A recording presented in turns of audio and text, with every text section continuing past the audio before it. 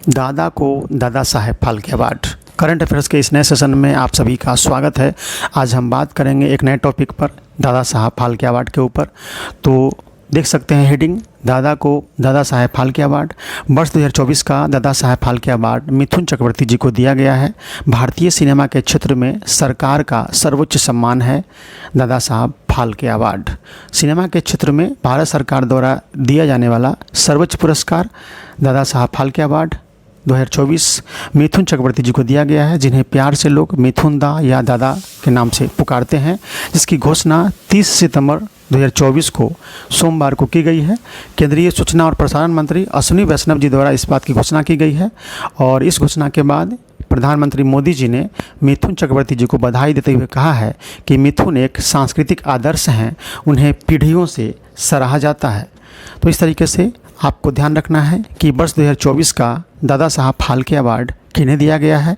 तो वर्ष 2024 का दादा साहब फाल्के अवार्ड मिथुन चक्रवर्ती जी को दिया गया है और ये 94 कलाकार हैं जिन्हें ये पुरस्कार दिया गया है। यानी इनसे पहले 53 कलाकारों को दादा साहब फाल्के अवार्ड दिया जा चुका था। इनका जन्म 16 जून 1950 को कोलकाता पश्चिम बंगाल में हुआ था। इनका मूल नाम गौरांग चक्रवर्ती है, ध्यान रखिएगा।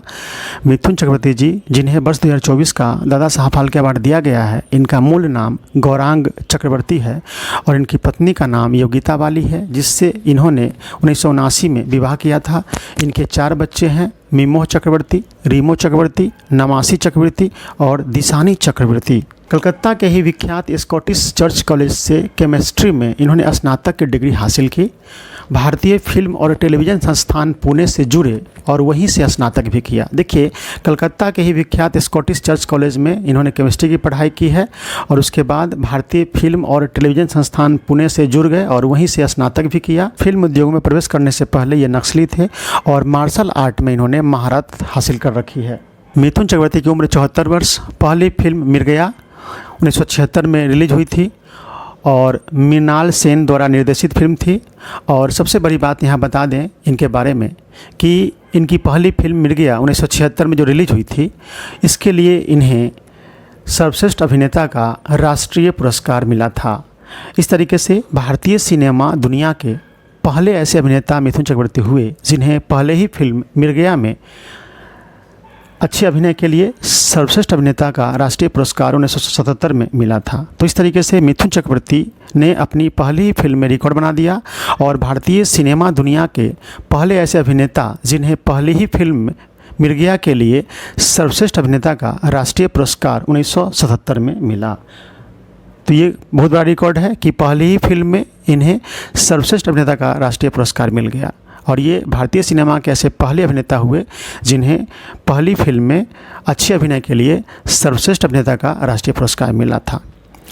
अब देखिए, 1982 में इनकी फिल्म आई थी डिस्को डांसर और इस फिल्म में इतनी कमाई की थी और इतनी चर्चा में आई थी फिल्म कि ये सुपरस्टार बन गए। 1982 में डिस्को डांसर से ये सुपरस्टार बन गए और ये जान लीजिए कि जिस तरीके से ये पहले अभिनेता हैं जो पहली ही फिल्म में सर्वश्रेष्ठ अभिनेता का राष्ट्रीय पुरस्कार जीते थे, उसी तरीके से इनकी फिल्म डिस्को डांसर ऐसी पहली फिल्म है भारत के इतिहास की, सिनेमा इतिहास की, जिसने 100 करोड़ रुपए की कमाई की थी।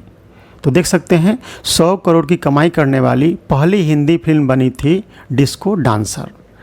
अब देखिए, जब ये इतने चर्चित हो गए थे, इतने डिमांड इनके बढ़ गए थे कि 1989 में एक के बाद एक 19 फिल्में रिलीज हुई थी। इसमें वो सभी फिल्मों में लीड अभिनेता के तौर पर नजर आए थे। यह record Limca book of record में दर्ज है, जो पिछले 35 वर्षों से यह रिकॉर्ड कायम है। यानी कहने का मतलब एक ही साल में इनकी 19 फिल्में रिलीज हुई थी और ऐसा आज तक किसी ने नहीं किया है और यह रिकॉर्ड पिछले 35 वर्षों से कायम है, जिसमें किसी एक हीरो के 19 फिल्में रिलीज हुई हों। देखिए, इन्हें राष्ट्रीय पुरस्कार मिला है 3 बार। 1977 में इनकी पहली फिल्म मिर्गया के लिए सर्वश्रेष्ठ अभिनेता का पुरस्कार मिला था। 1993 में तहादेर कथा के लिए सर्वश्रेष्ठ अभिनेता का पुरस्कार मिला था और 1996 में स्वामी विवेकानंद के लिए सहायक अभिनेता का पुरस्कार मिला था। फिल्म फेयर पुरस्कार इन्हें मिला है 2 बार। 1990 में सर्वश्रेष्ठ सहायक अभिनेता का पुरस्कार अग्निपथ फिल्म में काम करने के लिए और 1995 में सर्वश्रेष्ठ खलनायक के रूप में काम करने के लिए इन्हें सर्वश्रेष्ठ खलनायक का फिल्म फेयर पुरस्कार जल्लाद फिल्म के लिए मिला था। मिथुन दा 1994 से 1999 तक लगातार 5 वर्ष के लिए वे देश के सबसे बड़े करदाता रहे और फिल्मों से ज़्यादा तो इन्होंने बिजनेस से कमाई की। होटल व्यवसाय में ये काफ़ी पैसे कमाए और ऊटी और देश के अन्य शहरों में इनके कई होटल काफ़ी सफलतापूर्वक चल रहे हैं। अब देख लेते हैं मिथुन चक्रवर्ती जी की कुछ यादगार फिल्में। मिर्गिया, दो अनजाने, फूल खिले हैं गुलशन गुलशन, हम 5, डिस्को डांसर, मुझे इंसाफ चाहिए, प्यार झुकता नहीं, प्यार का मंदिर, वांटेड, वक्त की आवाज़, दुश्मन, गुरु, युवराज और हाल के वर्षों में आई फिल्म द कश्मीर फाइल्स। बड़े पर्दे के अलावा मिथुन चक्रवर्ती कई टीवी शो में नजर आ चुके हैं। 2022 में रियलिटी शो हुनरबाज देश की शान में ये करण जौहर और परिणीति चोपड़ा के साथ सह जज के तौर पर काम कर चुके हैं और जी टीवी के dance show dance India dance और डांस बांग्ला डांस में ग्रैंड जज के रूप में भी काम कर चुके हैं। नीला एक्टर। फ्रेंड्स, मैं आपको एक इंटरेस्टिंग बात बताता हूँ। राज कपूर साहब जो एक प्रसिद्ध निर्माता निर्देशक थे, ये मिथुन जी के बारे में मजाक में अक्सर कहा करते थे कि हमने गोरे एक्टर को देखा है, काले एक्टर को भी देखा है, ये लड़का तो नीला एक्टर है। यानी राज कपूर साहब मिथुन चक्रवर्ती के अभिनय के डायमेंशन को देखकर नीला एक्टर कहकर पुकारते थे। मिथुन चक्रवर्ती जी अमीरों के ही नहीं, गरीबों के भी एक्टर थे और इनकी फिल्में ऐसी फिल्में होती थी जिसमें एक आम बेरोज़गार और गरीब व्यक्ति की कहानी होती थी और उसे ये अपने अभिनय से पूरी तरीके से सजीव बना देते थे और दर्शकों के लिए हमेशा मनोरंजन के लिए ये तैयार रहते थे। और इसीलिए इनकी एक गाना मुझे याद आती है, अगर आसमां तक मेरे हाथ जाते तो कदमों में तेरे तारे भी छाते।